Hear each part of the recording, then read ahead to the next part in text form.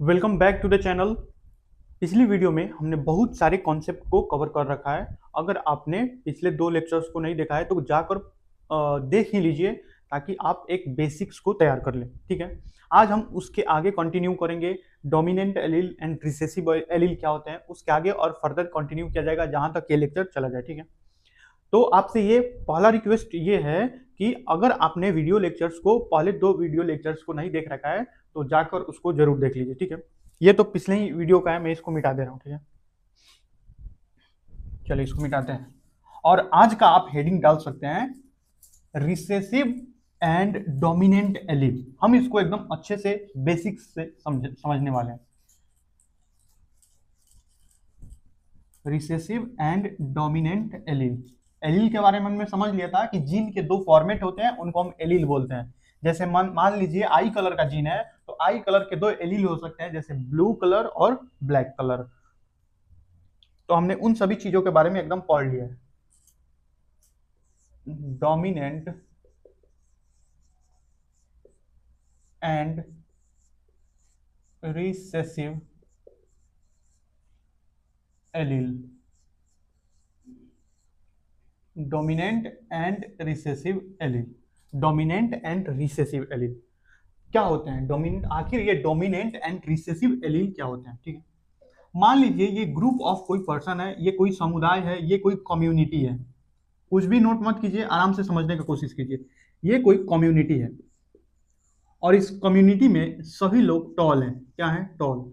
सभी लोग, मान लीजिए 100 लोग हैं और वो सभी लोग टॉल थे। इस कम्युनिटी में जितने भी पर्सन है, जितने भी मेल और फीमेल कुछ भी है, मेल हो या फीमेल हो, वो सभी टॉल है। वो सभी क्या है? टॉल है। किसी भी कारणवश सूर्य के प्रकाश में यानी कि सनलाइट के रेडिएशन के कारण इनके जीन में थोड़ा सा ऑल्टरेशन हुआ। एक सेकंड रुक जाइए, इसको यहीं पे रहने दीजिए। छोटा सा कॉन्सेप्ट मैं इधर बता दे रहा हूं, उसके बाद इसको कंटिन्यू करते हैं। देखिए, ये है डीएनए। हालांकि ये कॉन्सेप्ट मैंने बता रखा है, लेकिन फिर भी मैं बता दे रहा हूं ताकि आप वहीं से कंटिन्यू कर पाए। डीएनए, और डीएनए का वो हिस्सा जो प्रोटीन बनाता है, उसको हम क्या बोलते हैं? जीन। तो इस डीएनए के हिस्से से बनता है, हालांकि बीच में बनता है आरएनए बनता है, लेकिन हम यहाँ पे प्रोटीन मान लेते हैं कि डीएनए से प्रोटीन बनता है।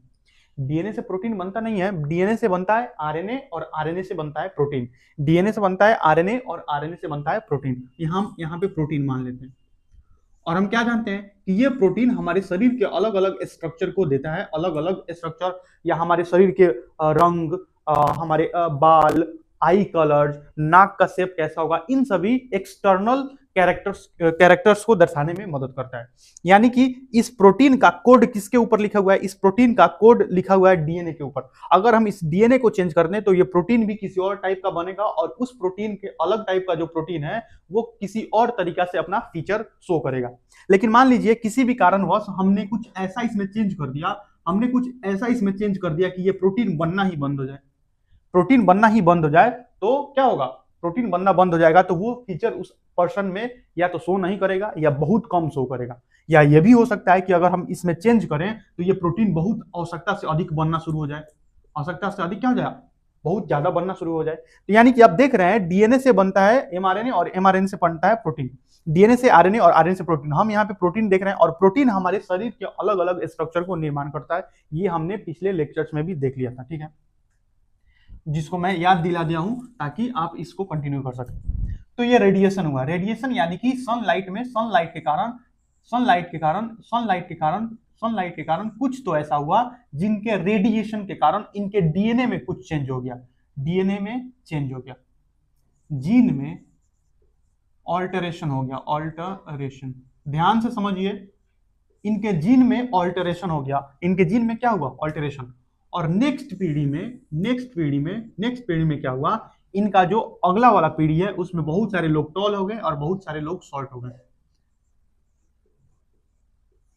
मान लीजिए 75%, 100 में से 75 लोग ऐसे थे जो टॉल थे नेक्स्ट पीढ़ी में, उसके अगले पीढ़ी में, और 100 में से 25 लोग ऐसे थे जो शॉर्ट थे। आखिर ये कैसे हुआ होगा? मान लीजिए ये हाइट का जीन है, किसका जीन है? हाइट का है। ये जीन किसका है? हाइट का। ये जीन किसका है? हाइट का। ये पहले नॉर्मल काम कर रहा था, ये इधर नॉर्मल काम कर रहा था। क्या काम कर रहा था? नॉर्मल तरीके से काम कर रहा था। और नॉर्मल तरीके से काम करेगा तो कैसा प्रोटीन बनेगा? नॉर्मल प्रोटीन बनेगा, और वो उतना ही हाइट को मेंटेन करके रखेगा, normal protein. Height remain same. Height कैसा रहेगा? हाइट रिमेन सेम रहेगा। इस कम्युनिटी का हाइट ना बढ़ेगा ना घटेगा, लगभग लगभग उनका जो एवरेज हाइट है वो लंबा ही रहेगा। उनका जो एवरेज हाइट है वो कैसा रहेगा? लंबा। लेकिन रेडिएशन के कारण इस जीन में कुछ तो अल्टरेशन हुआ, इस जीन में कुछ तो गड़बड़ी हो गई। मान लीजिए कुछ तो गड़बड़ी हो गई। क्या हो गई? गड़बड़ी, जिसके कारण ये एबनॉर्मल हो गया। क्या हो गया? एबनॉर्मल। और एबनॉर्मल हो गया तो इसने प्रोटीन बनाना ही बंद कर दिया। इसमें ऐसा हुआ कि प्रोटीन बनाना ही इसने बंद कर दिया। तो क्या ये हाइट का वो फीचर शो कर पाएगा? क्या ये हाइट का प्रोटीन नहीं बना रहा है? अच्छा, क्या ये हाइट का प्रोटीन नहीं बना रहा है तो क्या उस पर्सन का, जिस पर्सन में ऐसा जीन गया होगा, जिस पर्सन में भी ऐसा जीन गया होगा, तो क्या वो पर्सन लंबा हो पाएगा? Not toll. नॉट टॉल यानी कि शॉर्ट हो जाएगा। शॉर्ट पर्सन, शॉर्ट पर्सन, ऐसा पर्सन क्या हो जाएगा? शॉर्ट, यानी कि उसमें जीन काम करना बंद कर चुका है। ठीक है, इस प्रकार का जो भी जीन होगा वो आगे अपने आप को शो कर पा रहा है, और इस प्रकार के जो भी जीन है वो शो नहीं कर पा रहा है। तो इसको बोलते हैं डोमिनेंट एलील। क्या बोलते हैं इसको? Dominant allele. क्या बोलते हैं इसको? Dominant allele. पहले तो इसको लिख लीजिए, पहले तो इसको बना लीजिए। रेडिएशन हुआ, और रेडिएशन के कारण उनके जीन में कुछ ऑल्टरेशन हुआ, और ऑल्टरेशन के कारण ये जो जीन है नॉर्मल प्रोटीन नहीं बना पा रहा है, जिसके कारण पर्सन क्या हो जा रहा है? पर्सन शॉर्ट हो जा रहा है। पर्सन क्या हो जा रहा है? शॉर्ट हो जा रहा है। दिख रहा है ना? एकदम दिखना चाहिए। हाँ दिख रहा है, नोट डाउन कीजिए। नोट डाउन कीजिए, मिटा दूं? अभी और समझेंगे, अभी और समझेंगे। अब हम उसके अंदर का जो प्रोसेस होता है अब हम उसको देख चुके हैं। अब आते हैं क्रोमोसोम के बारे में, कि क्रोमोसोम पे कैसे हम इसको डिनोट करेंगे। मान लीजिए ये क्रोमोसोम है, ये क्या है? ये एक होमोलोगस क्रोमोसोम है। कैसा क्रोमोसोम है? होमोलोगस। अब जो बच्चे पिछला लेक्चर देख के नहीं आए हैं उनको homologous, homozygous, heterologous and heterozygous, इन सभी टर्म्स में इतना कंफ्यूजन होगा कि वो आगे लेक्चर समझ नहीं पाए। अगर आपने ऐसा किया है गलती तो आप पिछला लेक्चर जरूर देख लीजिए। मैं 2 या 3 बार बोल चुका हूं, देख लीजिए, क्योंकि इससे आपका फायदा होगा। तो ये दोनों ऐसे क्रोमोसोम हैं जो होमोलोगस हैं। कैसे हैं? होमोलोगस। कैसे क्रोमोसोम है? होमोलोगस। और ये होमोलोगस क्रोमोसोम है, इनके इनके इस लोकस पे, इनके इस लोकस पे, इनके इस लोकस पे, इनके इस लोकस पे दो एलील हैं। दो एलील हैं। एलील क्या होते हैं? जीन के अलग अलग फॉर्म होते हैं एलील। जैसे आई कलर का क्या होता है? या तो ब्लू हो सकता है या ब्लैक हो सकता है।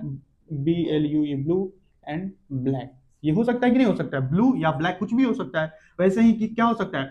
जैसे हमारे ब्लड ग्रुप का, blood group A, blood group O, blood group B, बहुत सारे हमारे पास एलील हो सकते हैं। ठीक है, ये होमोलोगस क्रोमोसोम है। ये क्या है? Homologous chromosome. ये क्या है? Homologous chromosome.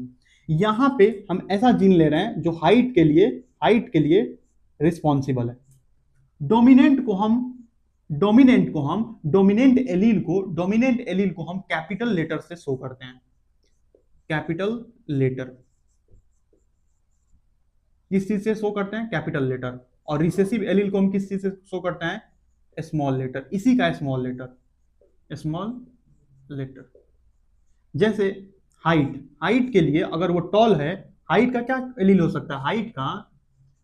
हाइट का मैं एक उदाहरण देकर बता रहा हूं। हाइट का 2 एलील हो सकता है, एक टॉलनेस का और एक शॉर्टनेस का। हाइट एक कैरेक्टर है, उस कैरेक्टर का 2 ट्रेट होगा, या तो टॉल होगा या शॉर्ट होगा। इस टॉल को हम डिनोट करेंगे टी से, और अगर ये डोमिनेंट है तो इसको हम टी से डिनोट करेंगे, और ये रिसेसिव है तो इसी का स्मॉल लेटर कर देंगे टी। इसका एस नहीं होगा, इसी का स्मॉल लेटर टी हो जाएगा। समझ गए? यानी कि हम यहाँ पे टी ले लेते हैं एग्जाम्पल के लिए, और इसी का स्मॉल लेटर यहाँ पे टी ले लेते हैं। ठीक है, डोमिनेंट को हम कैपिटल लेटर से शो करते हैं, रिसेसिव को हम स्मॉल लेटर से शो करते हैं। डोमिनेंट को हम कैपिटल लेटर एंड किसको? रिसेसिव को हम स्मॉल लेटर से। तो ये एक होमोलोगस क्रोमोसोम है, और इस होमोलोगस क्रोमोसोम में दोनों एलील सेम है, यानी कि ये भी टॉलनेस का है, ये भी टॉलनेस का है, यानी कि इन दोनों एलील्स में, इन दोनों जीन्स में लंबाई को बढ़ाने वाले जो जीन है अच्छे से काम कर रहे होंगे, यानी कि ये दोनों इनपुट देंगे अपना कि भाई बढ़ाओ, हम तुमको खूब प्रोटीन बनवा रहे हैं, तुम बनाओ, तुम इस पर्सन के हाइट को लंबा करो, इस पर्सन के हाइट को तुम क्या करो, लंबा। ठीक है, ये एक कंडीशन हो गया, ये क्या हो गया, एक कंडीशन हो गया। इधर मैं मिटा रहा हूं, ये सारी चीजें हमने समझा रखी है, इसीलिए मैं इतना होमोलोगस मैं यहाँ पे समझाऊंगा नहीं, क्योंकि ये मैंने समझा रखा है। अब हम यहाँ पे एक और कंडीशन लेते हैं, हम यहाँ पे एक और कंडीशन लेते हैं, यहाँ पे कोई और पर्सन है, कोई दूसरा पर्सन है, उसमें यहाँ पे डिफेक्टिव एलील है, हाइट का डिफेक्टिव एलील है, या उससे प्रोटीन कम बन रहा है, प्रोटीन या तो नहीं बन रहा है या प्रोटीन बहुत कम बन रहा है, प्रोटीन या तो नहीं बन रहा है या बहुत कम प्रोटीन बन रहा है, प्रोटीन या तो नहीं बन रहा है या बहुत कम प्रोटीन बन रहा है, ये भी होमोलोगस क्रोमोसोम है, ये भी क्या है, होमोलोगस, होमोलोगस, होमोलोगस क्रोमोसोम। तो आप देख पा रहे हैं ये डोमिनेंट एलील को शो करने का तरीका है और ये रिसेसिव एलील को शो करने का तरीका है। इसमें हम कैपिटल लेटर से शो करते हैं, इसको हम किससे शो करते हैं, स्मॉल लेटर से, कैपिटल लेटर और स्मॉल लेटर। लेकिन इसका मेन डिफरेंस क्या है भैया, डोमिनेंट एलील को क्या कैसे करेंगे, अब हम इनका क्रॉस कराएंगे, अब हम इनका क्या कराएंगे, क्रॉस कराएंगे, अब हम इसका क्रॉस कराएंगे। मेंडल को ध्यान से सुनिए, मेंडल जब अपना रिसर्च कर रहे थे उस समय क्रोमोसोम के बारे में उतना कुछ मालूम नहीं था, डीएनए जीन, डीएनए का खोज हो चुका था लेकिन उतना उन सभी चीजों के बारे में मालूम नहीं था कि जीन क्या होता है, जीन कैसे प्रोटीन का फॉर्मेशन करता है, ये सारी चीजें अभी बहुत कम नोन थी, बहुत कम पता था। मेंडल अंदाजे से ऐसा सोच रहे थे कि हमारे डीएनए पर कुछ तो ऐसा होगा, डीएनए का कुछ हिस्सा ऐसा होगा, या डीएनए में हमारे कुछ तो ऐसा है जो टॉलनेस के लिए क्या है, आई कलर के लिए, हाइट के लिए, हमारे अलग अलग कैरेक्टर्स के लिए वो रिस्पॉन्सिबल है। मेंडल ने उनको नाम दिया, मेंडल वैज्ञानिक है, मेंडल के बारे में आया जाएगा। तो मेंडल ने उनको क्या नाम दिया, मेंडल ने उनको नाम दिया फैक्टर्स। क्या नाम दिया, फैक्टर्स। मेंडल ने उन सभी रिस्पॉन्सिबल चीजों को जो कैरेक्टर को दर्शाने में मदद करते हैं, उनको मेंडल ने नाम दिया क्या, फैक्टर्स। क्या है, फैक्टर्स। मेंडल ने एक प्रयोग किया कि एक मेंडल का प्रयोग किस पे था, मेंडल के बारे में हम अभी आएंगे। मेंडल ने एक प्रयोग किया कि एक लंबे से पी प्लांट का, एक लंबे पी प्लांट का क्रॉस करा दिया। क्या करा दिया, क्रॉस करा दिया एक शॉर्ट पी प्लांट से, शॉर्ट पी प्लांट से। ये शॉर्ट पी प्लांट है, ये भी पी प्लांट ही है, पी प्लांट, ठीक है। एक लंबे पी प्लांट को शॉर्ट पी प्लांट से क्रॉस करा दिया। क्या करा दिया, क्रॉस करा दिया। अब हम इसका क्रॉस करके देखेंगे कि किसका गुण इसमें आ रहा है, लंबा का या शॉर्ट का, लंबा का, टॉल का गुण आएगा या शॉर्ट का। अच्छा, ये पेरेंट्स है, ये क्या है, ये पेरेंट्स है। हम यहाँ पे एक पी प्लांट लेते हैं, इस पी प्लांट में इसके जो जीन है वो दोनों हाइट के जीन है, ठीक है, दोनों हाइट के जीन है। और एक शॉर्ट प्लांट लेते हैं जिसमें ये दोनों जीन है, ये भी हाइट के ही है लेकिन ये ठीक से काम नहीं कर रहे हैं, ये बहुत कम प्रोटीन बना रहा है, ठीक है। यहां तक समझ में आया। डोमिनेंट एलील को हम कैपिटल लेटर से लेते हैं, रिसेसिव एलील को हम शॉर्ट लेटर से लेते हैं, स्मॉल लेटर से लेते हैं, ठीक है। मिटा दूं, यहां तक नोट डाउन कर लीजिए, मिटा दूं। ध्यान से सुनिए, ध्यान से। अब हम क्रोमोसोम को नहीं बनाएंगे, सिर्फ टी को लेकर चलेंगे। हम जानते हैं कि गैमीटोजेनेसिस के समय जब गैमीट का फॉर्मेशन होता है, गैमीट का जब फॉर्मेशन होता है,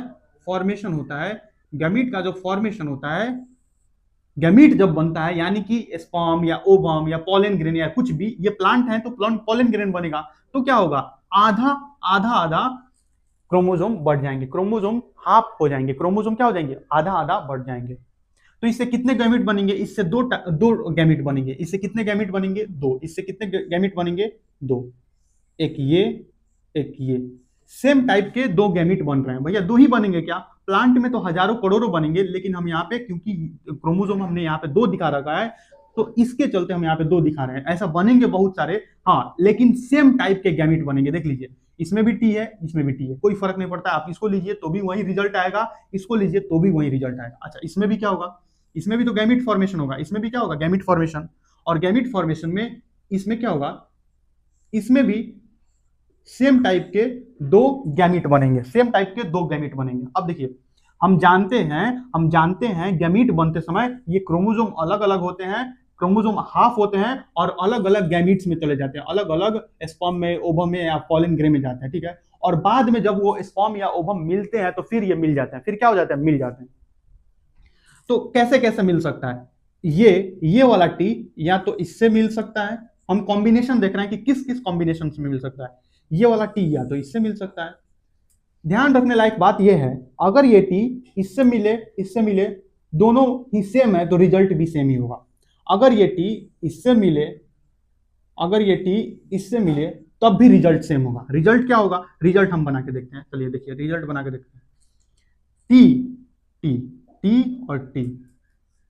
टी और टी मिलाएंगे तो टी हो जाएगा, ठीक है। इस टी को इस टी से मिलाएंगे तो भी टी और टी ही होगा, इस टी को इस टी से मिलाएंगे तो भी टी और टी ही होगा, इस टी को इस टी से मिलाएंगे तो भी टी और टी ही होगा। यानी कि आप देख पा रहे हैं कि अगर इस प्रकार से जितने भी बच्चे जन्म लेंगे उनमें सेम टाइप के कॉम्बिनेशन आ रहा है, सेम कॉम्बिनेशन आ रहा है, कॉम्बिनेशन नहीं बदल रहा है। ऐसा नहीं हो रहा है कि इसमें दोनों कैपिटल है या इसमें दोनों स्मॉल है, ऐसा कुछ भी नहीं आ रहा है। यानी कि ये पेरेंट है और उनका पहला पीढ़ी, ये पेरेंट है और उनका पहला पीढ़ी, ये पेरेंट है उनका पहला पीढ़ी, ये पेरेंट है और उनका पहला पीढ़ी। पहला पीढ़ी हमेशा पहला पीढ़ी सिर्फ एक ही टाइप के combination, all have same type of genetic makeup, all progeny यानी कि उनके बच्चे, progeny have same genetic makeup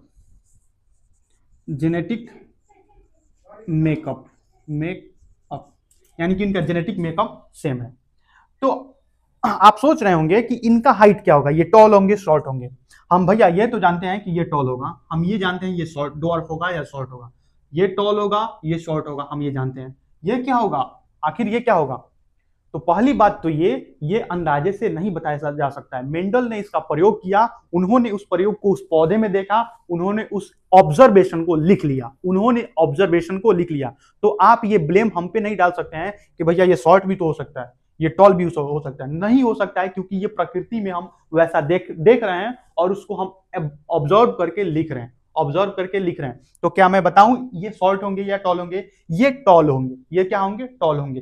क्योंकि ये टॉल इसलिए होंगे क्योंकि टी प्रोटीन बना नहीं रहा है। टी प्रोटीन बना रहा था क्या? छोटा वाला जो रिसेसिव था वो प्रोटीन किसी भी प्रकार से उसका जो जीन था, जीन खराब हो गया था। किसके कारण खराब हुआ था? वो रेडिएशन के कारण उस जीन में ऑल्टरेशन आ गया था, और उस ऑल्टरेशन के चलते या तो वो प्रोटीन बहुत कम बना रहा है या प्रोटीन नहीं बना रहा है। यानी कि इसका कोई मतलब मायने ये बहुत ज्यादा हेल्प नहीं कर पा रहा है। लेकिन टी वाला जो है ये कैपिटल टी यानी कि dominant allele, dominant part of the gene, ये जो एलील है ये अपना काम पूरा तरह से करेगा। ये सभी के सभी टॉल हो जाएंगे। ये सभी के सभी क्या हो जाएंगे? टॉल हो जाएंगे। टॉल यानी कि F1 पीढ़ी, F मतलब होता है फीलियल, 1 मतलब 1 यानी कि पहली पीढ़ी। ये पेरेंट है, ये क्या है? पेरेंट। हम इसको मेल मान लेते हैं, इसको फीमेल मान लेते हैं। हम इसको मेल मान ले, इसको फीमेल मान लेते हैं। ये मेल इसको हम मान लेते हैं कि इसको ये मेल प्लांट से आया है और ये फीमेल प्लांट से। आप ऐसा नहीं कर सकते हैं कि इसको फीमेल मान ले, इसको मेल। ठीक है, इसको फीमेल मान लेते हैं, कोई बात नहीं। इसको फीमेल मान लेते हैं, इसको मेल मान लेते हैं, उससे कोई फर्क नहीं पड़ेगा, दोनों में ही रिजल्ट सेम टू सेम आएगा। इसको अगर आप मेल माने या फीमेल माने कोई फर्क नहीं पड़ता है, कोई फर्क नहीं पड़ने वाला है। आप कुछ भी मान लीजिए, इसको हम मेल मान लेते हैं। ठीक है भैया, मटर के पौधे में मेल या फीमेल का क्या मतलब है? देखिए, मटर का जो पौधा होता है उसके फूल में दोनों ही टाइप्स के उसके फ्लावर्स पाए जाते हैं। फ्लावर्स दोनों ही टाइप के मटर में पाए जाते हैं। यानी कि मटर का पौधा बाइसेक्सुअल होता है, मेल और फीमेल दोनों ही प्रकार के उसके पास कैरेक्टरिस्टिक्स पाए जाते हैं। तो इसको मेल और फीमेल मानने का क्या जरूरी है? इसको भी बाइसेक्सुअल है, ये भी बाइसेक्सुअल है, ये भी बाइसेक्सुअल है। लेकिन ये दोनों अलग अलग प्लांट पे लेना इसलिए जरूरी है क्योंकि एक ही टाइप का करेक्टर एक प्लांट पे पाया जाएगा। या तो वो प्लांट टॉल होगा या डॉर्फ होगा। या तो एक आदमी लंबा हो सकता है या बौना हो सकता है। एक साथ लंबा और बौना कैसे हो जाएगा? इसीलिए हम दो प्लांट्स को खोजते हैं कि अच्छा ये टॉल प्लांट है, ये प्लांट शॉर्ट दिख रहा है, ये इसको हम इसका कैरेक्टरिस्टिक लेते हैं, ठीक है। ये तो आप सबको समझ में आ गया होगा कि एक प्लांट को लंबा, एक प्लांट को बौना कैसे चूज करते हैं, वो देख के चूज कर सकते हैं, ठीक है, देख कर चूज कर लिए। इस बात की क्या गारंटी है कि उसमें जो दोनों एलील हैं वो लंबे ही हैं, उसके जो दोनों एलील हैं वो लंबे ही हैं, या उसके दोनों एलील स्मॉल स्मॉल लेटर यानी कि रिसेसिव भी हैं। इस बात की क्या गारंटी है कि वो जो लंबा पौधा है, लंबा तो यहाँ पे भी हो रहा है, देखिए देखिए यहाँ पे आप देख सकते हैं, यहाँ पे भी लंबा हो रहा है, यहाँ पे भी लंबा हो रहा है, यहाँ पे भी लंबा हो रहा है, यहाँ पे भी लंबा हो रहा है, लंबा तो यहाँ पे भी हो रहा है। हमको कोई उसका डीएनए, ऐसा तो नहीं है कि हम खाली आंखों से देख रहे हैं और हम उस पौधे के प्लांट का सेल जूम करते करते और हम उसका डीएनए देख पा रहे हैं, अपनी आंखों से डीएनए देख पा रहे हैं और देख पा रहे हैं कि ये जो पार्ट वाला, ये जो जीन है ये प्रोटीन बनाएगा और ये बगल में उसका जो क्रोमोसोम है ये जीन नहीं बनाएगा। यानी कि एक कैपिटल लेटर है और एक स्मॉल लेटर है, हमको एकदम क्लियरली दिख रहा है, और ये जरूर इस प्रकार का इसका डीएनए है। हमको ये कुछ भी नहीं दिख रहा है, हमको ये टॉल दिख रहा है, ये डॉर्फ दिख रहा है, ये टॉल दिख रहा है। तो हम ये कैसे चूज करते हैं, इसको जानने के लिए हम इसका फिर से इन दोनों के बीच में हम क्रॉस यानी कि पॉलिनेशन कराना, इसका पॉलन ग्रेन लेके उसके स्टिग्मा पे डाल देना, उसका पॉलन ग्रेन लेके उसके स्टिग्मा पे डाल देना। मेंडल जो वैज्ञानिक हैं, मेंडल ने ऐसे 30,000 से 40,000 क्रॉस कराए थे और उन सभी को मैथमेटिकल एक्सप्रेशन के थ्रू अपने कॉपीज में नोट डाउन किया था। मेंडल ने जब अपना रिसर्च पब्लिक किया तो सारे वैज्ञानिकों ने मेंडल पे हंसा था कि ये पागल हो गया है, बायोलॉजी में मैथ कैसे गुजार दे रहा है। उन्होंने पहली बार बायोलॉजी में मैथ्स को इंट्रोड्यूस किया, मैथमेटिकल तरीके से उन्होंने बायोलॉजी को रिप्रेजेंट करने का कोशिश किया, जिसके कारण से उनको बहुत बड़े वैज्ञानिकों के समूह का क्या अवहेलना, यानी कि उनके बहुत ज्यादा बुराई किया गया कि ये पागल हो गया, ये आदमी, हटाओ इसको हटाओ। मेंडल वो पहले आदमी थे जिन्होंने मैथ्स को बायोलॉजी में लाया था, ठीक है। तो उन्होंने, अच्छा, वो फादर ऑफ जेनेटिक्स हैं, उन्हीं के कारण एक बायोलॉजी में एक नई शाखा जुड़ी जिसको हम जेनेटिक्स बोलते हैं। उन्होंने जेनेटिक्स का आधार दिया। जेनेटिक्स यानी कि एक पीढ़ी से दूसरे पीढ़ी में हम जो गुणों का स्थानांतरण पढ़ते हैं, कैसे कैसे वो एक पीढ़ी से दूसरे पीढ़ी में जाती है, उसका जो सबसे बेसिक आधार दिया था वो मेंडल है। मेंडल का काम इसलिए ज्यादा जरूरी नहीं माना जा रहा है क्योंकि उन्होंने दे दिया, उन्होंने हेरिडिटरी के बारे में बताया, जेनेटिक्स के बारे में बताया, इसलिए नहीं। मेंडल ने जीन के खोज होने से पहले ही ये बता दिए था।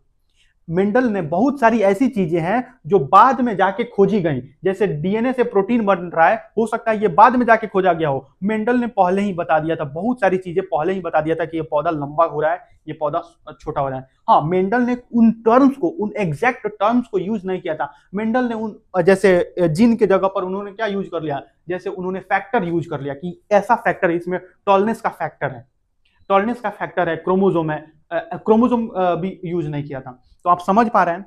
तो हम पौधों को डायरेक्टली देख रहे हैं कि ये लंबा है, ये बौना है और ये लंबा है।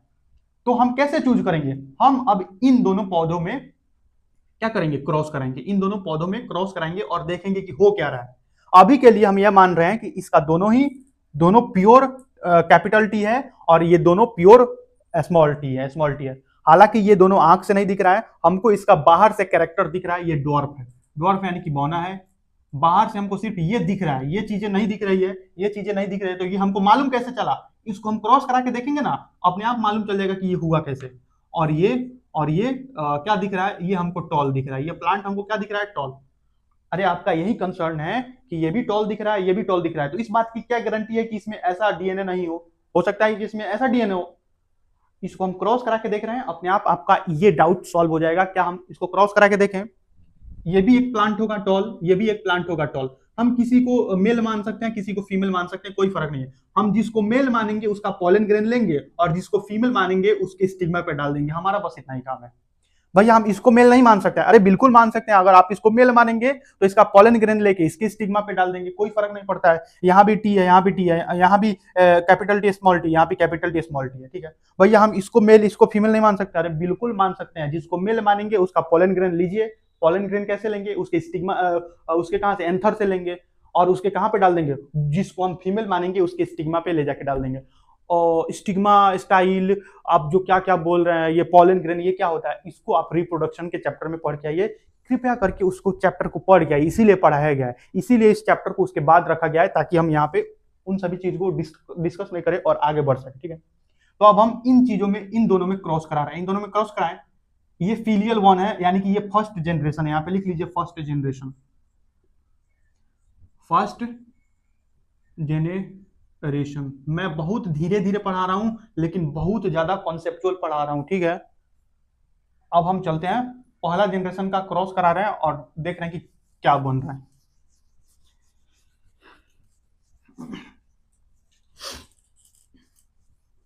पहले जनरेशन में जो जितने भी प्लांट्स थे, जितने भी प्रोजेनिस थे, क्या थे, सभी के सभी टॉल थे।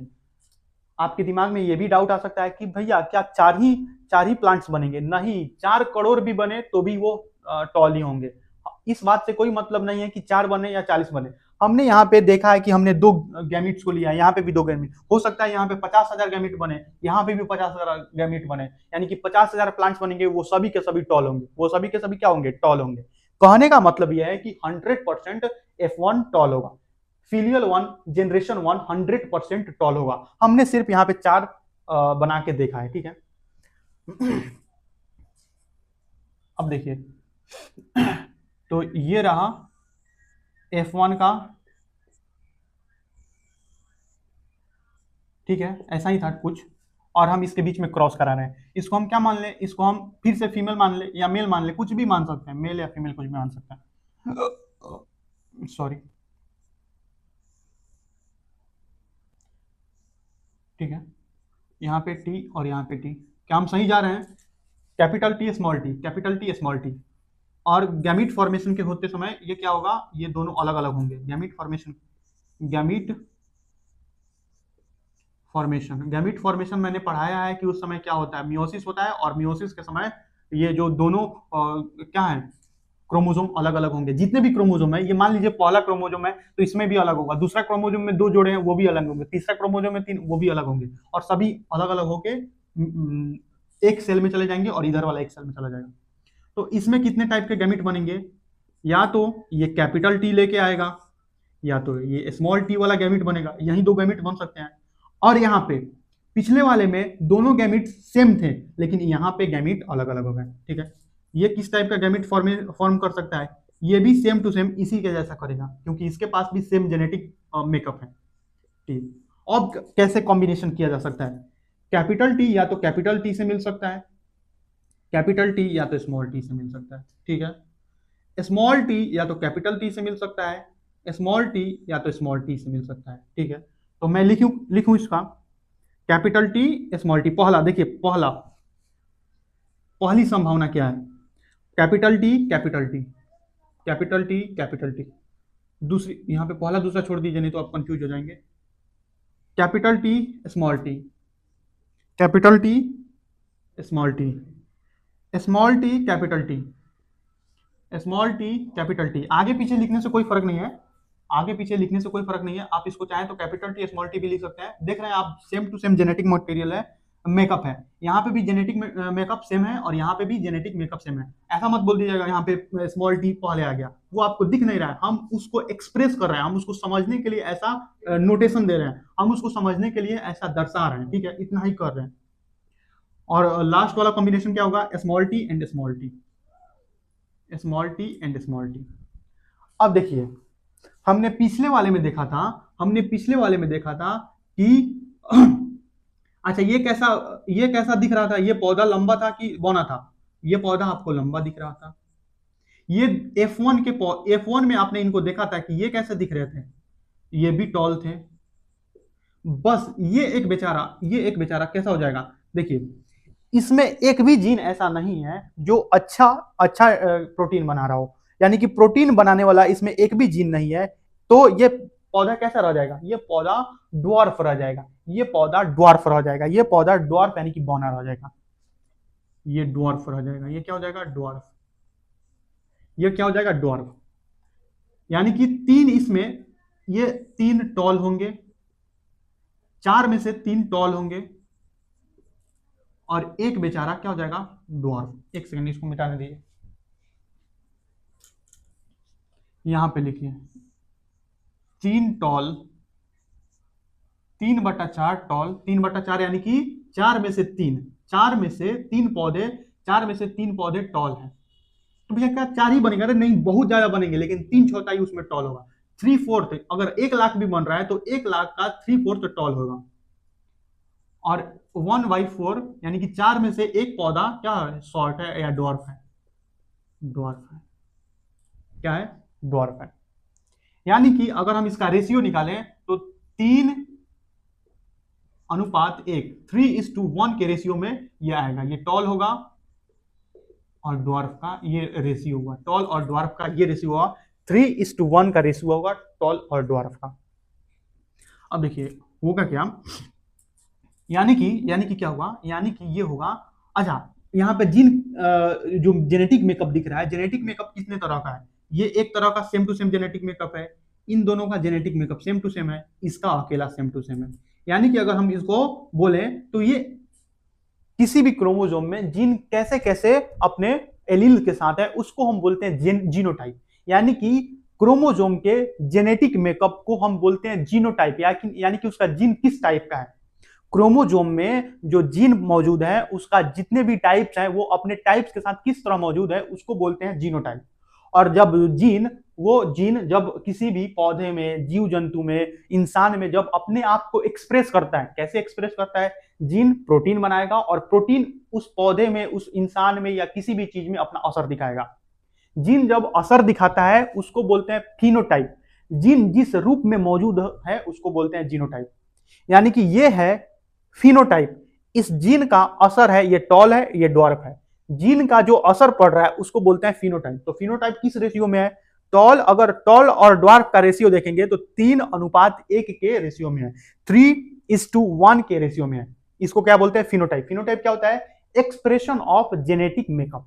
जेनेटिक मेकअप जो भी है उसका एक्सप्रेशन किस रूप में होता है, डीएनए से बनता है आरएनए और आरएनए से बनता है प्रोटीन। तो हम यहाँ पे आरएनए के बारे में ज्यादा डिस्कस नहीं कर रहे हैं, हम डायरेक्ट ये बोल रहे हैं कि डीएनए से प्रोटीन बन रहा है। डीएनए से क्या बन रहा है, प्रोटीन।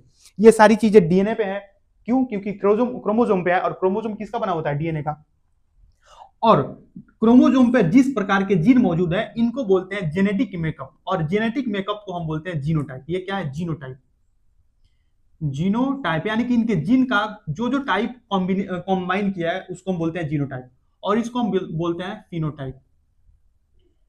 फिनोटाइप ये बाहर से ऑब्जर्व किया जा सकता है, ये बाहर से ऑब्जर्व नहीं किया जा सकता है, ये हमेशा क्रोमोसोम में मौजूद होता है। तो टी और टी का अनुपात क्या है, ये अकेला है। टी और स्मॉल टी, कैपिटल टी और स्मॉल टी, कैपिटल टी और स्मॉल टी का अनुपात क्या है, ये 2 है, 1:2। स्मॉल टी और स्मॉल टी का अनुपात क्या है, ये अकेला है। यानी कि जीनोटाइप का रेशियो 1:2:1 और फिनोटाइप का रेशियो 3:1। अच्छा ये कौन सा पीढ़ी है, ये है F2। F1 हमने निकाल लिया है, ये F2 में है। F1 में सभी के सभी टॉल थे, यानी कि उसका जीनोटाइप 100% टॉल था। F1 में सभी के सभी कैपिटल टी और स्मॉल टी थे, निकाल के हमने देखा था। अरे देखिए ना, कैपिटल टी स्मॉल टी, ये वही F1 है। ये F1 पीढ़ी में सभी के सभी एक ही जैसे हैं, F1 पीढ़ी में सभी के सभी एक ही जैसे हैं। यानी कि F1 पीढ़ी में 100% टॉल थे और 100% सेम जीनोटाइप के थे। कौन सा जीनोटाइप था, कैपिटल टी और स्मॉल टी। अब आपका यहाँ पे वही सवाल दोबारा उठ के आएगा कि हमको कैसे मालूम चलेगा कि ये वाला टॉल ले रहे हैं या ये वाला टॉल ले रहे हैं। यही बात है ना, अगर हम इस टॉल को बार बार क्रॉस कराएं तो सिर्फ टॉल आएगा। अगर हम इस टॉल को, इस प्रकार के टॉल को बार बार क्रॉस कराएं तो सिर्फ और सिर्फ टॉल प्लांट मिलेगा। आप देख पा रहे हैं कि अगर हम इसको सेग्रीगेट करते हैं, अगर हम इसको क्या करते हैं, सेग्रीगेट करें, तो इधर टी इधर टी। अगर हम इसी प्रकार का दूसरा कोई प्लांट लें और उसको हम सेग्रीगेट करके टॉल लें, अगर हम 2 टॉल प्लांट को ले रहे हैं, अगर हम 2 टॉल प्लांट को ले रहे हैं, हमको नहीं मालूम है कि वो कौन सा टॉल है, कैपिटल टी वाला स्मॉल टी वाला, हमको नहीं मालूम है। अगर हम 2 प्लांट्स को ले रहे हैं जो दोनों दिखने में कैसे हैं, टॉल, और हम क्रॉस कराते जा रहे हैं, क्रॉस कराएं तो भी टॉल आया, फिर उनके जो जितने भी बच्चे थे सभी टॉल थे, फिर हम उसको क्रॉस कराएं, अगर वो टॉल आते ही जा रहा है तो वो इस प्रकार का टॉल रहा होगा, इस प्रकार का, क्योंकि यही एक संभावना है जिसमें शॉर्ट नहीं बन सकता है। आप इसका अलग अलग क्रॉस करा के देख सकते हैं। तो भैया इसमें क्या होगा, अरे इसमें देखा नहीं आपने, अगर इस प्रकार का होता तो आप देखिए, अगर इस प्रकार का होता तो F2 में जाते ही, अगर इस प्रकार का कोई होगा, इस प्रकार का टॉल होगा, यानी कि ऐसा टॉल होगा जिसमें एक कैपिटल टी और एक स्मॉल टी, एक कैपिटल टी और स्मॉल टी, अगर इस प्रकार का टॉल होगा तो क्या होगा, F2 में जाते ही वो डॉर्फ को ला देगा, F2 में जाते ही वो उसमें डॉर्फ आएगा कि नहीं आएगा, तो हम समझ जाएंगे कि वो प्योर टॉल नहीं है, ये प्योर टॉल है, ये प्योर डॉर्फ है, लेकिन ये क्या है, इसको हम बोलते हैं ये प्योर नहीं है, ये प्योर नहीं है, ये हाइब्रिड है। ये कैसा है, हाइब्रिड। ये कैसा है, हाइब्रिड, यानी कि इसमें दोनों के गुण हैं, इसमें दोनों के गुण हैं, ये टॉल है, ये हाइब्रिड टॉल है, ये प्योर टॉल है, और ये प्योर डॉर्फ है। प्योर क्या है, डॉर्फ है। समझ में आ गया। अच्छा, यहां पे एक और कॉन्सेप्ट भी है, एक और कॉन्सेप्ट भी है। डोमिनेंट ऐसा एलील होता है, डोमिनेंट ऐसा एलील होता है जो अपने आप को हाइब्रिड में भी अपने आप को एक्सप्रेस कर सकता है, यानी कि अपने आप को शो कर सकता है। अगर कैपिटल टी टॉलनेस का जीन है तो वो हाइब्रिड में भी अपने आप को शो कर देगा कि हम टॉलनेस का है, तो हम हाइब्रिड को भी टॉल बना देंगे। होना तो ये भी, होने को तो ये भी हो सकता है कि ये शॉर्ट हो जाता, होने को तो ये भी हो सकता है कि ये शॉर्ट हो जाता, लेकिन शॉर्ट तो हुआ नहीं है, ये कैसा रहा है, टॉल। ये कैसा रहा, हमको कैसे मालूम, देख के मालूम चलेगा ना, देख के मालूम चलेगा कि हम क्रॉस कराए हैं, टॉल है। F1 टॉल था, F1 टॉल था, यानी कि इसने, कैपिटल टी ने इसके एक्सप्रेशन को रोक दिया और अपने एक्सप्रेशन को शो किया। तो F1 पीढ़ी में जो अपने एक्सप्रेशन को दर्शा पाता है वो डोमिनेंट होता है। ध्यान से सुनिए, डोमिनेंट को हम दो तरीके से बोल सकते हैं। F1 पीढ़ी में जो अपने आप को शो करता है वही डोमिनेंट होता है F1 पीढ़ी में, ठीक है। दूसरा डेफिनेशन, जो हाइब्रिड में जो अपने कैरेक्टरिस्टिक्स को शो कर सकता है वो डोमिनेंट होता है। इसका क्या बोलेंगे, इसको दो तरीके से डिफाइन कर सकते हैं, या दोनों डेफिनेशन इसी का है। जो F1 पीढ़ी में अपना शो करता है, F1 पीढ़ी में जो अपना कैरेक्टर्स को, अपने एक्सप्रेशन को शो करता है वो डोमिनेंट है, या जो हाइब्रिड में भी अपने आप को शो करता है वो डोमिनेंट है। तो भैया रिसेसिव कौन है, रिसेसिव सिर्फ और सिर्फ होमोजाइगस कंडीशन में अपने आप को शो कर सकता है। भैया ये भी तो होमोजाइगस है, यानी कि इसमें भी सेम टू सेम है, इसमें भी सेम टू सेम है, ये भी तो होमोजाइगस है, तो ये होमोजाइगस में शो कर रहा है, तो ये रिसेसिव क्यों नहीं है, क्योंकि ये हाइब्रिड में भी अपने आप को शो कर दे रहा है। ये सिर्फ और सिर्फ होमोजाइगस में नहीं शो कर रहा है, ये हाइब्रिड में भी अपने आप को शो कर दे रहा है, इसीलिए ये डोमिनेंट है। तो क्या ये अपने आप को हाइब्रिड में शो कर पा रहा है, नहीं, ये अपने आप को सिर्फ और सिर्फ होमोजाइगस कंडीशन में ही शो कर पा रहा है। लेकिन ये जो महाशय है, ये होमोजाइगस और हाइब्रिड दोनों में ही अपने आप को शो कर पा रहा है। और दूसरी बात, ये F1 पीढ़ी में भी अपने आप को शो कर पा रहा है। तो हमको ऐसा लगता है कि आपको डोमिनेंट और रिसेसिव एलील, उसके बाद फिनोटाइप और जीनोटाइप में एकदम क्लियर डिफरेंस समझ में आ गया होगा, क्लियर डिफरेंस समझ में आ गया। मैं जितना इनपुट दे सकता हूं, मैं जितना धीमे धीमे आपको समझा के पढ़ा सकता हूं, मैंने उतना कोशिश किया है। मैं सिर्फ एक बात पर एग्री करूंगा कि आपको समझ में नहीं आ रहा है। समझ में नहीं आने का सिर्फ एक ही रीजन हो सकता है कि आपने उन दोनों लेक्चर्स को नहीं देखा है जो मैंने डाल रखे हैं। अगर आपने उन दोनों लेक्चर्स को आराम से देखा है, समझा है, तो ये लेक्चर आपको 100% समझ में आएगा ही आएगा। अगर एक बार में नहीं आ रहा है तो एक और बार देखिए, धीरे धीरे करके देखिए, लेकिन देखिए, ठीक है। मैंने जितने भी, एक बच्चे के मन में जितने भी क्यूरियोसिटी हो सकता है कि हम कैसे मालूम करेंगे, हमने उन सभी क्वेश्चन का जवाब इसी समय दे दिया है कि आपके दिमाग में क्वेश्चन नहीं घूमे कि हम कैसे देख पाएंगे कि क्रोमोसोम में, नहीं देख पाएंगे, हम नहीं देख पाएंगे क्रोमोसोम में क्या है, कैपिटल टी है, स्मॉल टी है। ये मेंडल ने अपने आप से खुद से माना, उसने क्रॉस कराते गया, उसने इस क्रॉस का रिजल्ट अलग लिख लिया, इस क्रॉस का रिजल्ट अलग लिख लिया, इस क्रॉस का अलग रिजल्ट लिख लिया। उन सभी क्रॉस को जब उसने कंक्लूड किया, निष्कर्ष निकाला, तो उसने ऐसा सोचा कि इसमें जरूर कोई ऐसा फैक्टर है जो अपने आप को होमोजाइगस एंड हेटेरोजाइगस कंडीशन में शो कर रहा है, वो डोमिनेंट होगा। लेकिन इसमें कुछ तो ऐसा फैक्टर है जो सिर्फ और सिर्फ अपने आप को होमोजाइगस कंडीशन में शो कर पा रहा है, वो रिसेसिव एलील होगा। इस प्रकार से मेंडल ने कंक्लूजन निकाला था। इसीलिए मेंडल को बहुत शुरुआती में बहुत ज्यादा वैज्ञानिकों का ताना सुनना पड़ा। बाद में जब मेंडल का देहांत हो गया, उनका निधन हो गया, तो उनके मरने के बहुत सालों बाद इनका दोबारा रिसर्च हुआ, और रिसर्च के बाद मालूम चला कि मेंडल ने जो बातें कही थी वो 100% सही है। बाद में मेंडल को जाकर इन सभी चीजों के लिए नोबेल प्राइज भी मिला है, ठीक है। तो क्या मैं इसको मिटा दूं? आप पहले इसको नोट डाउन कर लीजिए, इसको अच्छे से नोट डाउन। चलिए अब हम इसको मिटाते हैं, ठीक है। एक बार और समझा दे रहा हूं, फिनोटाइप और जीनोटाइप में। हो सकता है कि आपको फिनोटाइप एंड जीनोटाइप समझ में नहीं आया हो। देखिए, फिनोटाइप जब जीन एक्सप्रेस करता है उसको हम बोलते हैं फिनोटाइप, एंड जीनोटाइप उसको बोलते हैं जो क्रोमोसोम का जेनेटिक मेकअप है। मैं लिख दे रहा हूं, चिंता मत कीजिए, मैं लिख दे रहा हूं। पहले हम डोमिनेंट और रिसेसिव के बारे में लिख ले रहे हैं कि आखिर डोमिनेंट एंड रिसेसिव किसको बोलेंगे। मिटा दूं इसको, ऐसी आशा रखता हूं कि आपको समझ में आ गया होगा।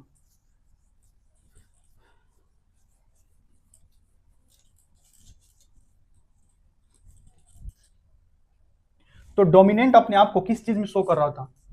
डोमिनेंट अपने आप को, डोमिनेंट कैन एक्सप्रेस, एक्सप्रेस अच्छा टर्म है, एक्सप्रेस इटसेल्फ इन homozygous condition, homozygous, homozygous hybrid, hybrid को हेट्रोजाइगस भी बोलते हैं, हाइब्रिड, हाइब्रिड, हाइब्रिड को हेट्रोजाइगस भी बोलते हैं, हेट्रोजाइगस, ठीक है, heterozygous, homozygous, heterozygous and F1, and in F1, F1 यानी कि पहले पीढ़ी में भी अपने आप को शो कर सकता है। डोमिनेंट देखिए होमोजाइगस, होमोजाइगस यानी कि T capital T capital T, hybrid यानी कि कैपिटल T स्मॉल t, और F1 यानी कि F1 पीढ़ी में जो भी बनेगा उसमें भी अपने आप को शो कर सकता है। लेकिन जो रिसेसिव एलील है, recessive allele can express itself only in homozygous condition, homozygous, homozygous समझ में नहीं आ रहा है पिछला लेक्चर, होमोजाइगस कंडीशन, एक ही कंडीशन है जिसमें बेचारा रिसेसिव अपने आप को, एग्जाम्पल के लिए capital T and small T note down कीजिए। अब हम फिनोटाइप एंड जीनोटाइप को लिख लेते हैं, समझ लिए, लिख लेते हैं। बताऊं, मेंडल बहुत बड़े वैज्ञानिक थे। मेंडल के बाद उनके रिसर्च को बेस बनाकर मॉर्गन एक और वैज्ञानिक है, मॉर्गन को उनसे कुछ अलग रिजल्ट मिले, और मॉर्गन को अलग रिजल्ट मिले तो मॉर्गन ने कुछ और ही खोज दिया। मॉर्गन ने क्या खोज दिया? कुछ और ही खोज दिया मॉर्गन ने, बेचारा मॉर्गन एक वैज्ञानिक हैं, उन्होंने मेंडल के वर्क को बेस बनाया, और उस बेस के आधार पर उन्होंने सोचा कि मेंडल साहब ने मटर के पौधों को यूज में लाया, हम फ्रूट फ्लाई को लाते हैं। उन्होंने फ्लाइज को अपने एक्सपेरिमेंट का हिस्सा बनाया, लेकिन फ्लाइज में क्या हुई? फ्लाइज में कुछ गड़बड़ी हुई, और उस गड़बड़ी के कारण मेंडल ने क्या बोलते हैं, मॉर्गन ने एक नया चीज खोजा जिसको हम बोलते हैं कॉम्बिनेशन, जिसको हम क्या बोलते हैं? Combination, linkage. उन्होंने लिंकेज को खोज दिया, जिस लिंकेज के बारे में आप जाके डिटेल में पढ़ेंगे क्लास 12 अगर आप नीट का तैयारी करते हैं तो। फिनोटाइप क्या होता है?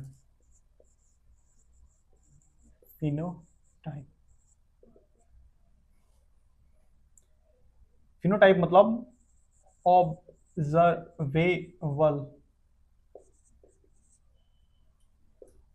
Character expressed by any genetic makeup, any genetic combination। Phenotype का मतलब होता है, मान लीजिए ये कुछ जेनेटिक मेकअप है और इसका फिनोटाइप क्या होगा? इसका फिनोटाइप होगा टॉल, तो ये हुआ फिनोटाइप। ये क्या हुआ? ये फिनोटाइप है। टॉलनेस एक फिनोटाइप है, हम इसको बाहर से देख सकते हैं। Observable character expressed by any genetic combination, ये एक जेनेटिक कॉम्बिनेशन है, ये एक जेनेटिक कॉम्बिनेशन है जो अपने आप को पौधों में किस रूप में एक्सप्रेस कर रहा है? टॉलनेस के रूप में, यानी कि ये रहा फिनोटाइप। और ये जो जेनेटिक कॉम्बिनेशन है इसको हम बोलते हैं जीनोटाइप, और ये हुआ आपका जीनोटाइप। हमको जीनोटाइप दिखाई नहीं देता है, हम सिर्फ फिनोटाइप को देख सकते हैं। Genotype, we can not see genotype, we can't see genotype, we can't see this thing, मतलब हम जीनोटाइप को नहीं देख सकते हैं, हम सिर्फ उसके एक्सप्रेशन को देख सकते हैं कि आखिर वो पौधों में किस प्रकार से एक्सप्रेस कर रहा है अपने आप को। अब देखिए यहाँ पे हम अब मेंडल के बारे में चर्चा करेंगे। ग्रीगर जोहान मेंडल, ग्रीगर जोहान मेंडल, बहुत देर से मैं उनका नाम ले रहा हूं, ग्रीगर जोहान मेंडल। देखिए मेंडल एक बहुत ही गरीब परिवार से आने वाले एक बच्चे थे जिनके माँ बाप खेती बाड़ी करके अपना घर चलाया करते थे वियना में। इसमें वियना में नहीं, वियना में इनकी स्टडी हुई थी। तो मेंडल बहुत ही गरीब परिवार के थे। मेंडल एक एक्स्ट्रा ऑर्डिनरी स्टूडेंट थे, लेकिन बहुत ही गरीब परिवार से थे। इन्होंने अपनी प्राइमरी एजुकेशन पूरा की और उनके माँ बाप ने उनको बुला लिया कि आइए अब हमारे साथ अपने कामों में हाथ बटाइए। लेकिन मेंडल के जो टीचर थे, इन्होंने उनके माता पिता को, मेंडल के माता पिता को क्या किया, इंसिस्ट किया कि ये बच्चा बहुत ही पढ़ने में अच्छा है, इसको भेजिए आप बाहर। तो उनके माता पिता ने भेजा। फिर मेंडल लौट के आ गए। उन्होंने मान लीजिए क्लास 10 तक की पढ़ाई पूरी की, फिर लौट के आ गए। क्यों? उनके घर वालों की स्थिति उतनी अच्छी नहीं होगी, इसलिए मेंडल लौट के आ गए। फिर उनके टीचर ने दोबारा इंसिस्ट किया कि फिर जाइए आप। मान लीजिए फिर 11th-12th पूरा करके आ गए, फिर बुला लिया गया घर पे कि आइए घर पे रहिए। बहुत सारी स्थितियां गड़बड़ होंगी। बहुत ही गरीब परिवार के थे मेंडल साहब। मेंडल साहब बहुत ही गरीब परिवार से थे, खेती बाड़ी से इनका घर चलता था, ठीक है। मेंडल के टीचर ने फिर इंसिस्ट किया, तो अब मेंडल गए तो उन्होंने क्या किया, पढ़ाना भी शुरू किया, पढ़ना भी शुरू किया। लेकिन उसी समय जब वहां के राजा थे, उन्होंने ऐसा बोला, वहां के जो प्रिंस थे, उन्होंने ऐसा कुछ नियम लाया कि वही लोग पढ़ा सकते हैं जो टीचर के टेस्ट देंगे। जैसे टीचर एप्टीट्यूड टेस्ट होता है, यानी कि टीचर बनने का जो एक टेस्ट होता है कि आप टीचर बन सकते हैं कि नहीं बन सकते हैं। कोई भी आदमी उठ के पढ़ाना शुरू कर दे रहा है, तो उन्होंने ऐसा सोचा कि हम टीचर बनने का ये एप्टीट्यूड टेस्ट रखेंगे, उसमें आपको पास होना पड़ेगा, तभी आप पढ़ा पाइएगा, नहीं तो आपको पढ़ाने नहीं दिया जाएगा। उन्होंने अपना ग्रेजुएशन खत्म कर लिया था, उन्होंने अपने ही कॉलेज में शायद पढ़ाना शुरू किया था, ठीक है। जिसमें मेंडल एकदम बुरी तरह से फेल हो गए।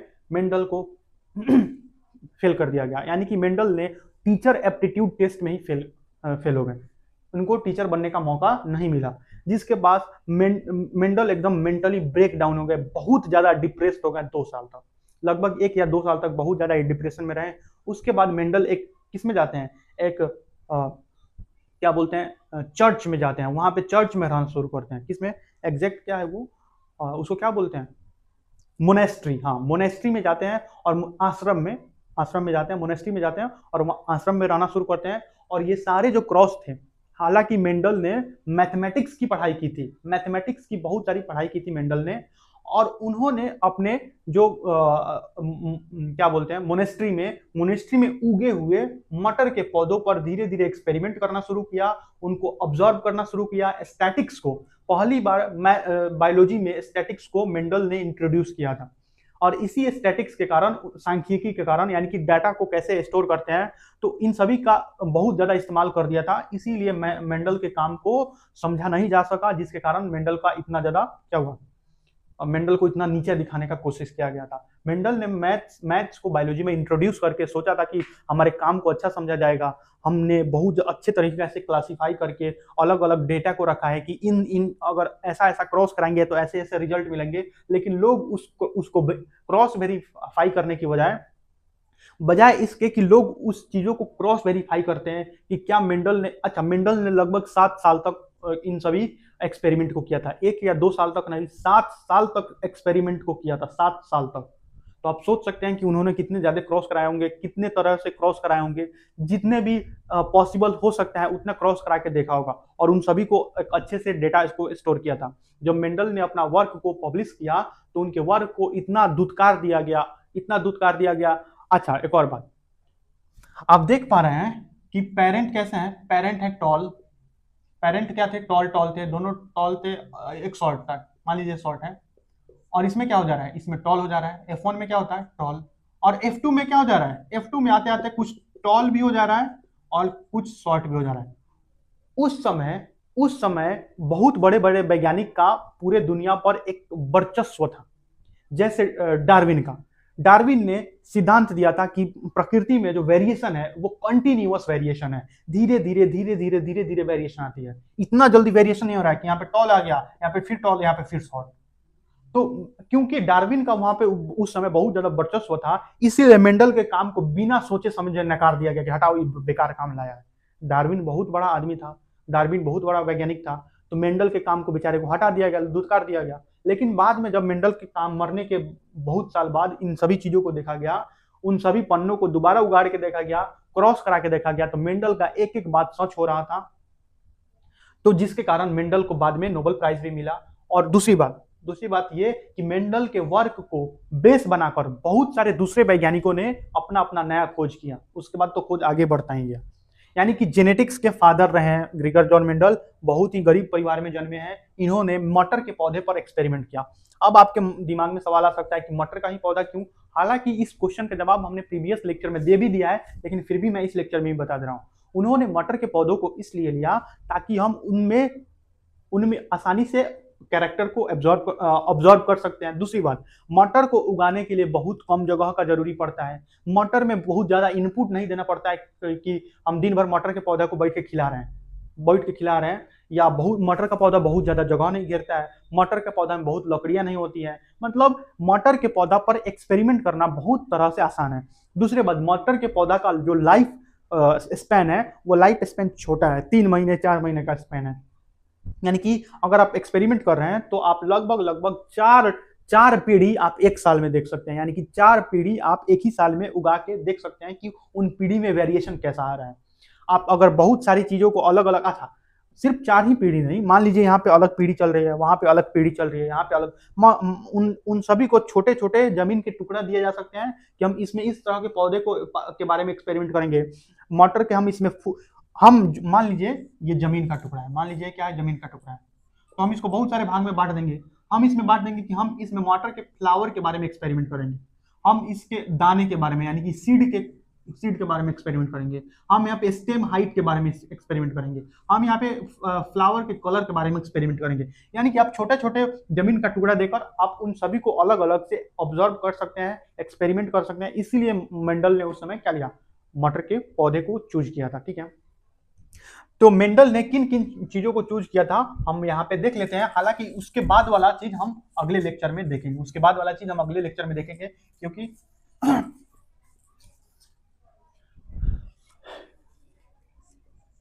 Mendel worked on P plant. क्यों? शॉर्ट लाइफ स्पैन यानी कि उसका लाइफ स्पैन छोटा था, इजिली अवेलेबल। मान लीजिए ऐसा कुछ एक्सपेरिमेंट कर दें कि वो इजिली अवेलेबल भी नहीं हो, इजिली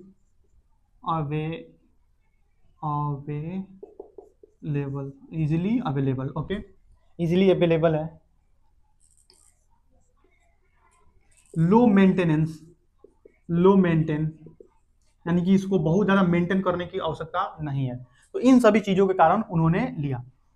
वर्क 7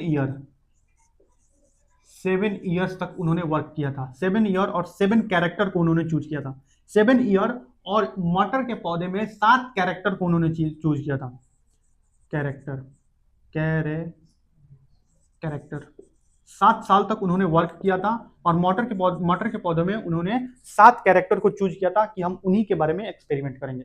तो हम उनके बारे में लिख लेते हैं, और ये भी देख लेते हैं कि उसमें डोमिनेंट कौन सा है और रिसेसिव कौन सा है। डोमिनेंट कैरेक्टर, अच्छा कैरेक्टर क्या होता है? कैरेक्टर के 2 ट्रेट हो सकते हैं।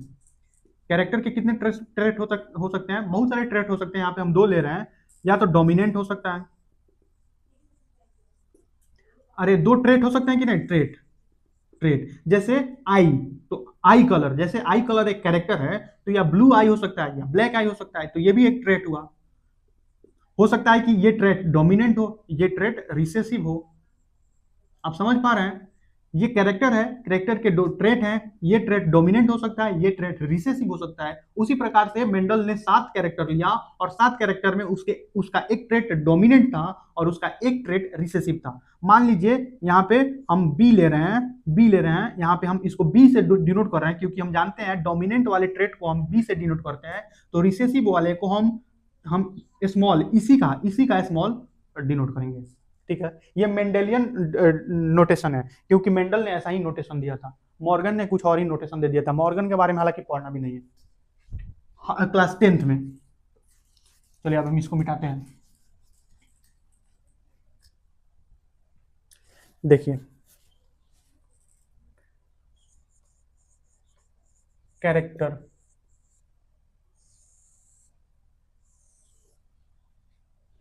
पहले मैं एक इस प्रकार से बना दे रहा हूं, यहाँ पे सीड, सीड, यहाँ पे सीड का कलर, सीड का कलर, एक सेकेंड, एक सेकेंड,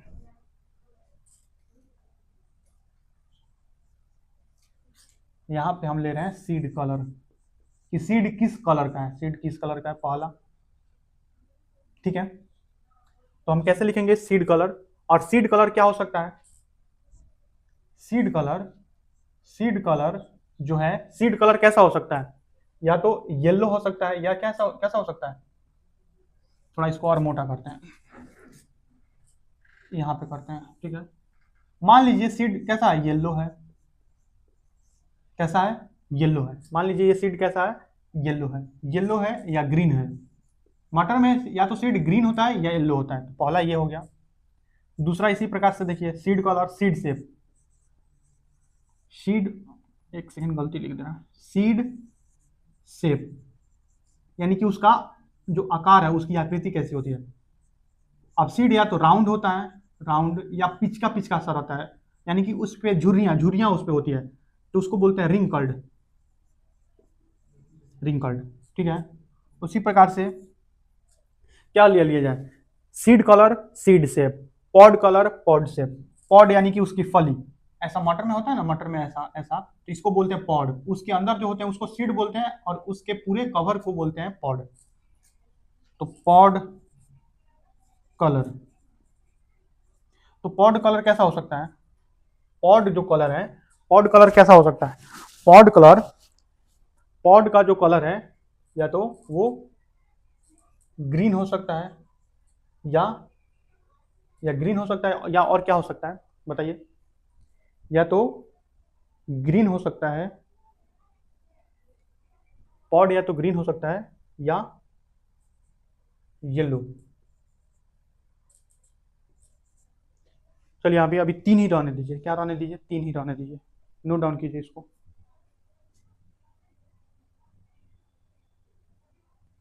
चलिए तब तक हम यहाँ पे 3 ही ले रहे हैं, हालांकि मेंडल ने कैसा लिया था, कितने लिए थे, मेंडल ने 7 लिए थे। सीड कलर येलो होगा या ग्रीन होगा, सीड कलर येलो या ग्रीन, सीड शेप या तो राउंड होगा या राउंड सीड होगा या रिंकल्ड सीड होगा, पॉड या तो ग्रीन होगा या येलो होगा। तो हम अभी इन तीनों के बारे में बात कर रहे हैं। हम यहाँ पे देख ले रहे हैं कि आखिर डोमिनेंट कौन होगा, डोमिनेंट कौन होता है। अब यहाँ पे बार बार आप डोमिनेंट के बारे में नहीं चिंता करेंगे, डोमिनेंट क्या होता है, डोमिनेंट वो होता है जो होमोजाइगस, हेट्रोजाइगस और F1 में अपने आप को एक्सप्रेस करता है, अपने आप को पूरा एक्सप्रेस करता है, उसको हम डोमिनेंट बोलते हैं। और यहाँ पे हम देख ले रहे हैं कि इसमें से रिसेसिव कौन सा है, रिसेसिव। और यहाँ पे हम नोटेशन भी देखेंगे, ठीक है। तो सीड कलर में येलो डोमिनेंट होता है, सीड कलर में ध्यान से देखिए, सीड कलर में येलो सीड डोमिनेंट होता है ओवर ग्रीन सीड, यानी कि अगर हम येलो और ग्रीन को क्रॉस कराएं तो F1 में सिर्फ येलो ही आएगा। तो क्योंकि येलो आ रहा है तो ये डोमिनेंट है, ये क्या है, ये डोमिनेंट है, ये क्या है, ये डोमिनेंट है। येलो डोमिनेंट है तो इसको हम किस चीज से शो करेंगे, वाई से, इसको हम किस चीज से शो करेंगे, वाई से।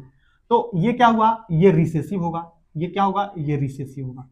ग्रीन क्या होगा, रिसेसिव होगा।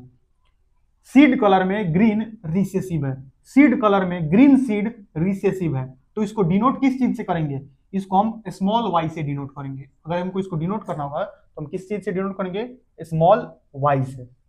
सीड शेप में राउंड डोमिनेंट है, राउंड क्या है, डोमिनेंट है, तो हम किस चीज से इसको डिनोट करेंगे, कैपिटल आर से।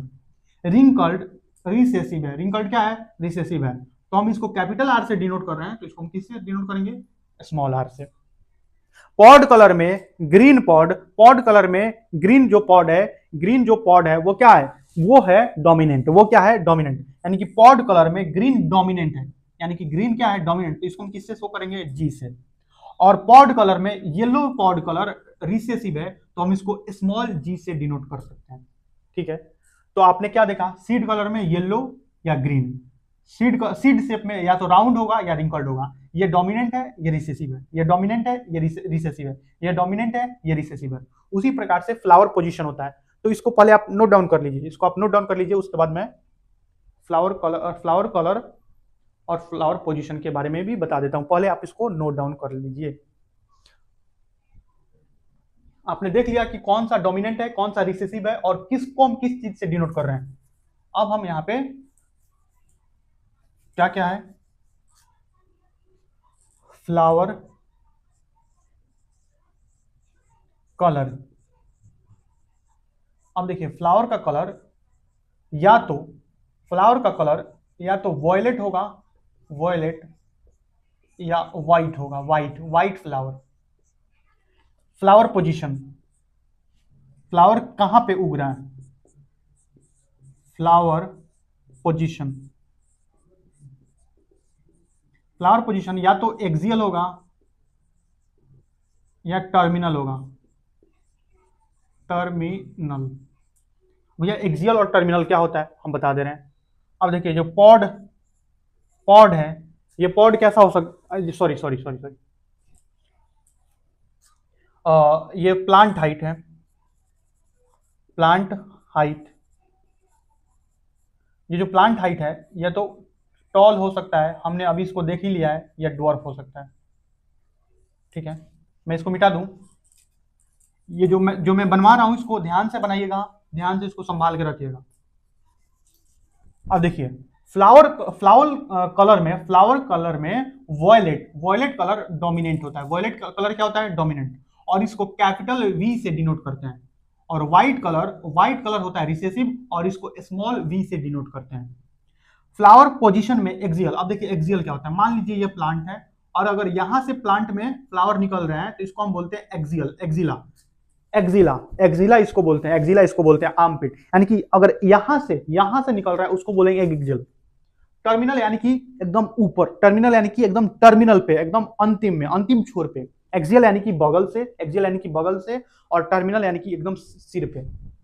अगर फ्लावर ऐसे आ जा रहा है, ऐसे ऊपर आ जा रहा है, तो ये हुआ टर्मिनल।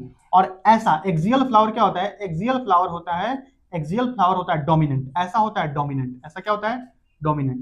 और ऐसा होता है रिसेसिव। तो एक्सियल फ्लावर जो होता है, एक्सियल फ्लावर वो होता है डोमिनेंट, एंड टर्मिनल फ्लावर वो होता है रिसेसिव। तो ये होगा ए से डिनोट होगा, और ये स्मॉल ए से डिनोट होगा। अब देखिए, प्लांट हाइट में हम जान गए कि टॉलनेस क्या है? टॉलनेस डोमिनेंट है, तो इसको कैपिटल टी से करेंगे। और डॉर्फ क्या है? तो इसको हम स्मॉल टी से करेंगे। डॉर्फ है रिसेसिव, तो इसको हम स्मॉल टी से करेंगे। अब एक लास्ट बच जा रहा है, वो क्या है? वो है पॉड शेप। Pod shape. तो उसको भी मैं लिखा दे रहा हूं, पॉड शेप। पहले इसको अच्छे से नोट डाउन कर लीजिए। पॉड शेप 3 ठो मैंने पिछले डायग्राम में बनवाया था, 3 ठो ये हो गया। तो हमने 6 कैरेक्टर को पढ़ लिया। अब एक और कैरेक्टर है जिसको हम बोलते हैं पॉड शेप। या तो जो फली, वो जो पॉड है जिसमें मटर के दाने पाए जाते हैं, या तो एकदम फूला फूला हो सकता है, या सिकुड़ा सिकुड़ा। अगर आपके घर में मटर आता है, तो आपने जरूर देखा होगा कि कुछ ऐसे फलियां होती है जो फूली हुई होती हैं, और कुछ सिकुड़ गए होते हैं, कुछ सिकुड़े। हमको ऐसा लगता है कि वो सूख गए हैं। सूखे नहीं होते हैं, वो सिकुड़े हुए होते हैं। उनका जो उनका जो पॉड होता है वो सिकुड़ा हुआ होता है। तो कुछ में पॉड फूला हुआ होता है, और कुछ में रिंकल्ड पॉड होता है। तो यहाँ पे पॉड शेप लिख लीजिए। पॉड शेप लास्ट कैरेक्टर है। पॉड शेप या तो फुल होगा, क्या होगा? फुल, एकदम फूला हुआ, या रिंकल्ड। तो पॉड शेप अगर फुल है तो वो डोमिनेंट होता है, उसको हम एफ से डिनोट करते हैं। अगर रिंकल्ड है तो उसको हम रिसेसिव है, और उसको हम स्मॉल एफ से डिनोट करते हैं। ठीक है, तो आज के लिए इतना ही। आपने इस वीडियो लेक्चर को इतना देर तक देखा, इसके लिए आपका बहुत बहुत धन्यवाद। अगले लेक्चर में हम monohybrid cross and dihybrid cross, उसके बाद किस चीज के बारे में देखेंगे, monohybrid cross and dihybrid cross. हालांकि हमने, ध्यान से सुनिए, हमने मोनोहाइब्रिड क्रॉस इसी लेक्चर में देख लिया है, मैं उसको दोबारा से बता दूंगा उसको और अच्छे तरीके से बता दूंगा कि monohybrid cross dihybrid cross क्या होता है। सेक्स डिटर्मिनेशन को पढ़ेंगे, उसके बाद अपना ये जो भी चैप्टर है लगभग खत्म हो जाएगा। मेंडल के लॉ को अंतिम में पढ़ लेंगे। पहले हम देखेंगे कि मेंडल ने कैसे काम किया। जब हम उनके सभी कामों को समझ लेंगे तो मेंडल के लॉ को सिर्फ लिख लेंगे। क्या कर देंगे, लिख लेंगे। जब हम समझ चुके हैं तो क्या करेंगे, लिख लेंगे, ताकि हम कहीं एग्जाम दे रहे हैं तो एग्जाम में हम लिख सकें, क्योंकि अल्टीमेटली आपको एग्जाम में लिखना ही है। ठीक है, थैंक यू सो मच। आपने इस वीडियो लेक्चर को इतना देर तक देखा, इसके लिए आपका बहुत बहुत धन्यवाद। पढ़ते रहिए, स्वस्थ रहिए, बाय, लव यू।